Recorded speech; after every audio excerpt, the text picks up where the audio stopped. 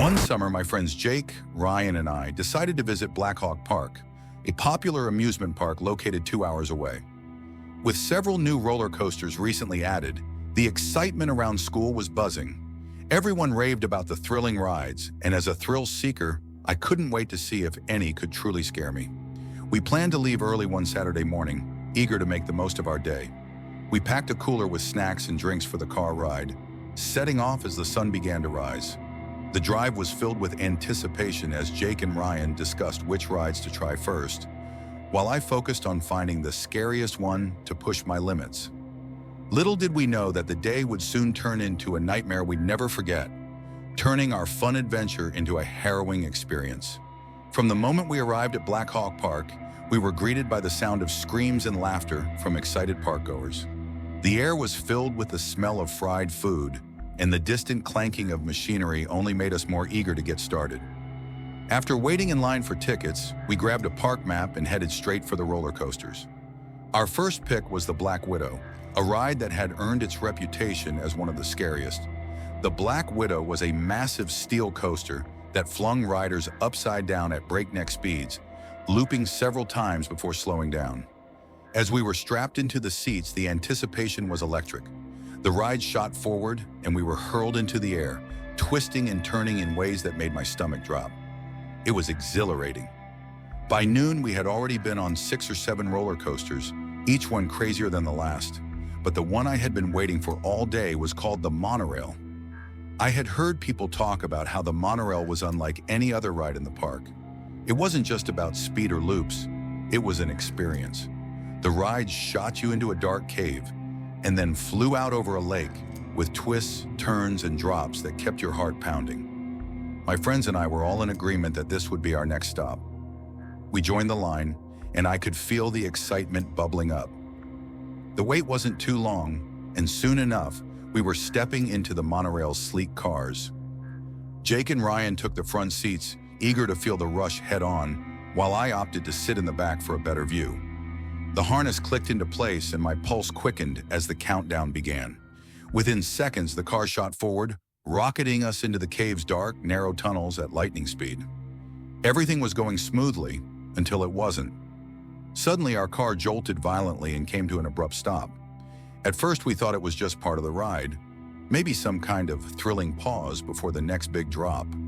But when the lights inside the tunnel flickered and then went out completely, we realized something was very wrong.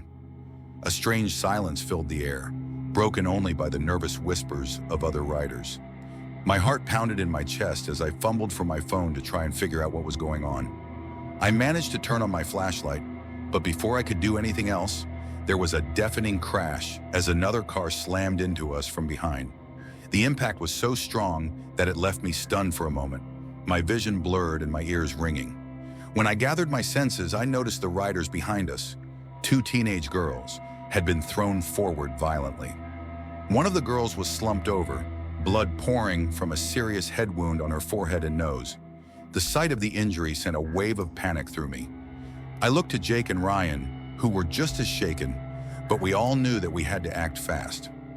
Ryan quickly pulled out his phone and dialed 911, explaining the situation in a shaky voice. I tried to help the injured girl by using my jacket to apply pressure to her wound and slow the bleeding. The other girl was sobbing, frantically asking if her friend was okay. My hands were trembling, but I forced myself to stay calm and focus on stopping the blood. My heart was racing as I realized we were in serious danger. The tunnel was pitch black, and for all we knew, more cars could come speeding into us at any moment. If that happened, we could all be crushed. Minutes felt like hours as we sat there, trapped in the darkness, waiting for some sign that things would be okay. Just as we began to fear the worst, the lights flickered back on, casting an eerie glow over the tunnel. Our car jolted again, but this time, it moved forward slowly, inching its way out of the cave. Relief washed over me as we finally emerged into the daylight, the fresh air feeling like a lifeline. When we came to a stop, paramedics were waiting for us. They rushed over to the injured girl and escorted us to a nearby medical tent. While they checked us over, I could still feel the adrenaline coursing through my veins. Thankfully, despite some bruises and minor injuries, we had made it out relatively unscathed. But the girl behind us wasn't so lucky. She was rushed to the hospital with a severe head injury. Later, we learned that the crash had been caused by faulty wiring in the monorail system, which triggered a malfunction that caused the ride to stop abruptly. The park shut down the ride for inspection, and rumors about lawsuits began to circulate. I might even receive compensation for what happened, which could help cover my college expenses. But none of that mattered in the moment. All I could think about was how close we had come to a tragedy.